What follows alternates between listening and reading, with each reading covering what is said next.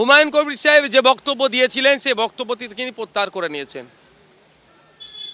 সুতরাং হুমায়ুন কবির সাহেবের সম্পর্কে বলা আমাদের একটু ভেবেচিন্তা দরকার, এক নম্বর। দ্বিতীয় কথা, মিম পার্টির সাথে আমি জোটে যাবো কি যাবো না সেটা ভবিষ্যৎ কথা বলবে। 2011-21 আমরা ছিলাম না, আলাদা আলাদা লড়াই করছে। 26-এ কী হবে সেটা সময় কথা বলবে। কিন্তু আজকের ডেটে দাঁড়িয়ে আমি প্রশ্ন করতে চাই, মিমের সুপ্রিমো আসাদুদ্দিন ওয়াইসি সাহেবের এমন একটা বক্তব্য বলুন যে বক্তব্যটা সাম্প্রদায়িক। কংগ্রেস, সিপিএম, শিবসেনা একসাথে জোট করে ইন্ডিয়া জোট তৈরি করতে পারে, প্রশ্ন আমি এখানে ছুড়ে দিচ্ছি। আমি আবারও বলছি, আমি জোটে যাবো কি যাবো না সেটা আমাদের ব্যাপার। আমি একা এখানে বলতে পারি না, আমাদের পার্টি বলবে সেটা। হুমায়ুনের পর এবার মিমের হাত ধরতে চায় কি সিপিএম? আলোচনার জন্য ফোন এসেছে সিপিএম নেতৃত্বের কাছ থেকে। সিপিএম এর সঙ্গে জোট জল্পনায় এমনই দাবি মিম নেতৃত্বের। সিপিএম নেতৃত্বের কাছ থেকে ফোন এসেছে জোট জল্পনা নিয়ে। এর মধ্যে মিম নেতৃত্বের তরফ থেকে এমনই দাবি করা হয়েছে।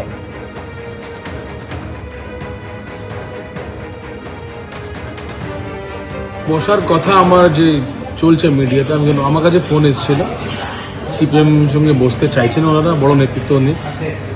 আমি মুর্শিদাবাদ মিটিংয়ে র্যালিতে আছি, নিশ্চয়ই বসবো। আমি মতামত জানবো ওদের কী মতামত আছেন। আমি বলেছি আমি মুর্শিদাবাদ র্যালিতে আছি এখন। আমি কলকাতা বসতে চাইলে কলকাতা বসবো, মুর্শিদাবাদ যদি ওরা আসেন তাহলে মুর্শিদাবাদ বসবো।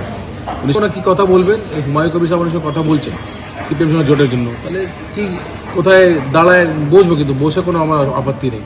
আমি এটা জীবনে প্রথম শুনছি, আমাদের পার্টিতে এরকম কোনো আলোচনা হয়নি এবং মিমের সাথে রাজনৈতিক কোনো বোঝাপড়া করার কোনো কারণ বা কোনো পরিস্থিতি আছে বলে আমার মনে হয় না। আর পশ্চিমবাংলাতে মিম বলে করে পার্টিও সত্যি কথা বলতে সেই অর্থে নেই। ওরা হায়দ্রাবাদে কিছু আসন ওদের আছে, বোম্বেতে বা বিহারে কিছু আসনে প্রতিদ্বন্দ্বিতা করে। পশ্চিমবাংলার যে এমনকি বাঙালি মুসলমান সমাজ, তার সঙ্গেও মিমের রাজনীতি বা সামাজিকভাবে কোনো মিল নেই। আর আমাদের পার্টির যা বোঝাপড়া বা আমরা পার্টির রাজনীতিকে যে চোখে দেখি, তার সঙ্গে মিমের মতো কোনো দলের সাথে কোনো রাজনৈতিক সমঝোতা হওয়ার কথাও না। সুতরাং আমার মনে হয় না যে এগুলোর কোনো ভিত্তি আছে বলে।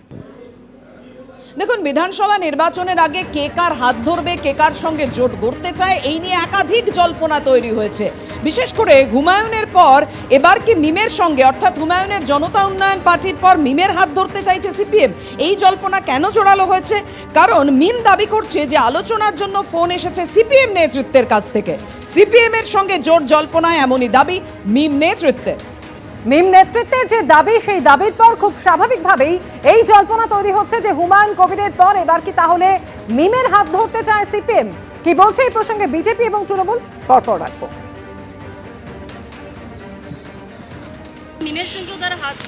দেখুন, কার হাত ধরবে আমাদের জানা নেই।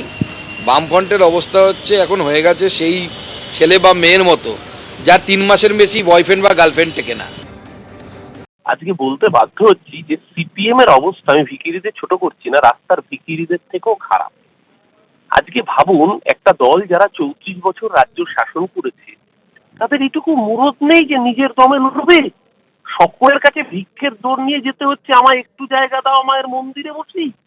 এই মোহাম্মদ সেলিম একটা আদ্যন্ত কমিউনাল লোক, যে নিজে একটা এমএলএ সিট জেতার জন্য কখনো হুমায়ুনের পায়ে পড়ছে, আর আজকে মিমকে ফোন করছে। কোথায় আর কত নামাবে এই দলটাকে? আসলে তো শূন্য হয়েছে, এরপর শতাংশে শূন্য হয়ে যাবে সিপিএম, ভোট শতাংশে। এমনকি জাতীয় কংগ্রেস, যারা এই রাজ্যে প্রান্তিক শক্তি, তারা পর্যন্ত কোমরের জোর রেখে বলছে আমরা একা লড়াই করব। সিপিএম ছাগলের চতুর্থ সন্তান হতে হতে এমন অবস্থা হয়েছে, একা লড়াই তো দূর, এমনকি বামফ্রন্টগতভাবে লড়ার মুরদ নেই।